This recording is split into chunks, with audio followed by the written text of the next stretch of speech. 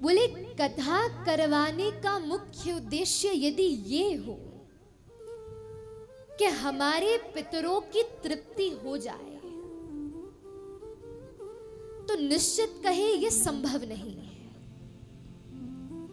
बोले क्यों?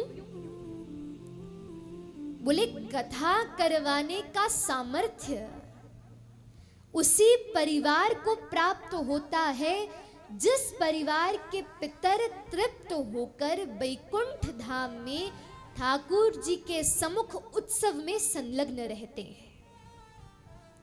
आप यदि विचार करें कि कथा करवाने उपरांत पितर तृप्त हो, तो ये कदापि संभव नहीं है।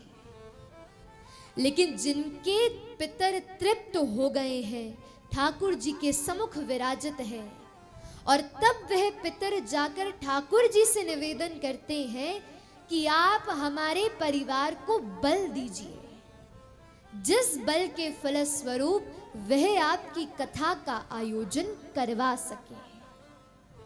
इसलिए निश्चित ही इसमें कोई संदेह ही नहीं है। इस अग्रवाल परिवार को यदि ये कथा करवाने का सद सौभाग्य मिला है, तो इनके जितने भी पितर हैं, जितने भी पूर्व कृत्य वंशज हैं, वह सब ठाकुर जी के सम्मुख नित्य प्रति उत्सव में संलग्न होते हैं, और उन्हीं के बल से आज इस परिवार को ये कथा आयोजित करवाने का सत सौभाग्य प्राप्त हुआ है। इसलिए बंधु, श्रीमद् भागवत से पितरों की तृप्ति नहीं होती, तो श्रीमद् भागवत से क्या मांगा जाए? क्या यश, वैभव, ऐश्वर्य, इन वस्तुओं को मांगा जाए? नहीं। श्रीमद् भागवत करवाने का उद्देश्य यदि आप ये कहते हैं कि संसार में हमारा यश हो जाए, हमें दो लोग जानने लगे, हमारा पैसा बढ़ जाए, सुख सुविधाएं बढ़ जाए, तो सत्य कहूं आप लोग बहुत बड़े एक उपलब्धि से वंचित हो रहे हो। और वह उपलब्धि क्या है? वह उपलब्धि केवल और केवल ठाकुर जी है। जिस श्रीमद् भागवत को हम साधारण सा ग्रंथ मानते हैं,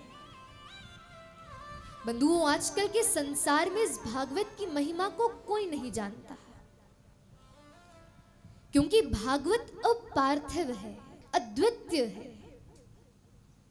इसी कारण हेतु ये कथाओं का प्रचार प्रसार इसीलिए विस्तृत रूप से होता है कि जन जन तक लोग इस भागवत की महिमा को जाने। ये वास्तविक क्या है, किस कारण हेतु कराई जाती है। सुख सुविधाएं, धन, वैभव, ये तो हम अपने कर्म से भी कमा सकते हैं। बढ़िया कर्म करोगे, बढ़िया प्रत्येक व्यक्ति का परोपकार करोगे, तो सहज ही पुण्य कमा लोगे। अष्टादश पुराणेषु व्यासस्य वचनम द्वयम, परोपकाराय पुण्याय पापाय परपीडनम। व्यास जी ने इतने शास्त्र लिखे, लेकिन उस मध्यस्थ्य दो मुख्य सार भाव लिखा। क्या? बोले परोपकाराय पुण्याय और पापाय परपीडनम। जीवन में परोपकार करोगे तो पुण्य मिलेगा, और अन्यत्र किसी की निंदा करोगे तो पाप मिलेगा। इसलिए ये समस्त सामग्रियां, आज इतना धन हमारे पास उपस्थित है, तो ये हमारे कर्म प्रारब्ध अनुसार भी हमें प्राप्य है।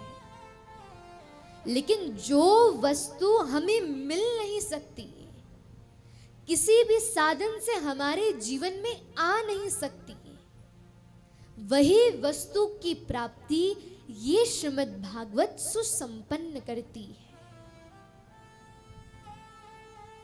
और वह क्या है? वह केवल और केवल श्याम सुंदर है।